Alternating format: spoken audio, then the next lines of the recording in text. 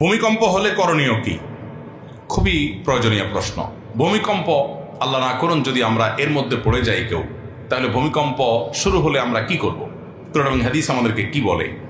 প্রথমত, একজন ঈমানদার যে কোনো কঠিন পরিস্থিতিতে সর্বপ্রথম তার দৃষ্টি যাবে আল্লাহ রাব্বুল আলামিনের দিকে।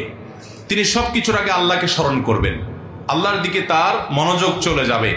তিনি জিকির করবেন, আল্লাহ তাআলার স্মরণ করবেন এবং আল্লাহর কাছে দোয়া শুরু করবেন, তওবা করবেন, ইস্তেগফার করবেন, রোনাজারি করবেন, আল্লাহর কাছে পানা চাইবেন, কারণ এটাই হলো তার রক্ষার প্রধান এবং মূল জায়গা।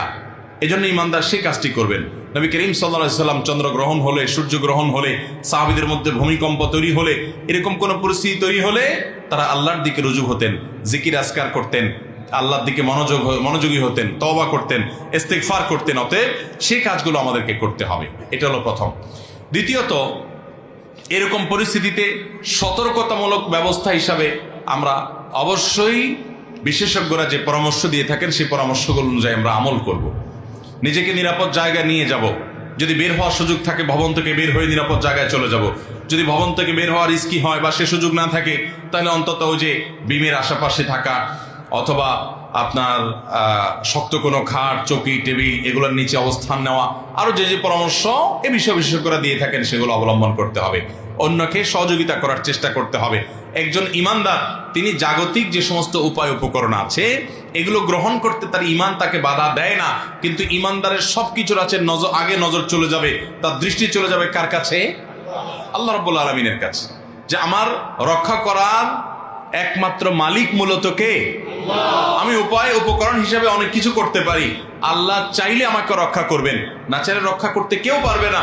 এই জন্য দেখবেন অনেকে সামান্য আঘাতেই দুনিয়া থেকে চলে যায়, আবার অনেকে দেখবেন ভূমিকম্পের পরে 40 ঘন্টা পরে, 50 ঘন্টা পরে, একদিন পরে, 2 দিন পরে পর্যন্ত জীবিত উদ্ধার হচ্ছে কি হচ্ছে না? এই যে করোনা হলো, বহু মানুষ আমরা দেখেছি যে করোনার রোগী সাথে মাখামাখি করেছে, কিছুই হয় নাই। আবার এমনও মানুষ ছিল যে শুরু থেকে পুরো লকডাউনে দরজা জানলা বন্ধ করে পড়ে আছে, তার করোনা আক্রান্ত হয়ে দুনিয়া থেকেই চলে গেছে। আছে না নাই? অতএব সব জায়গায় বিজ্ঞান জবাব দিতে পারবে না। দুজন মানুষ পাশাপাশি আছে, একজনের ইমিউন হয়তো একটু বেশিও আছে কিন্তু সে আগে শেষ হয়ে যাচ্ছে, আরেকজন ইমিউন একটু কম, রোগ প্রতিরোধ ক্ষমতা কম, কেউ দেখা যাচ্ছে সে পরে শেষ হচ্ছে। কেন পরে শেষ হচ্ছে এর কোনো ব্যাখ্যা কেউ দিতে পারবে না, কিন্তু ইমানদারের কাছে ব্যাখ্যা আছে যে আল্লাহ তাআলা তার হায়াত বেশি রেখেছেন, সেজন্য সে বেশি বেঁচেছে। অতএব এরকম কোন আল্লাহ না করুন পরিস্থিতির মুখোমুখি যদি হয়, আজকে তুরস্কে যে ভূমিকম্প হয়েছে, এই ভূমিকম্প যদি আমাদের দেশে ঢাকা শহরে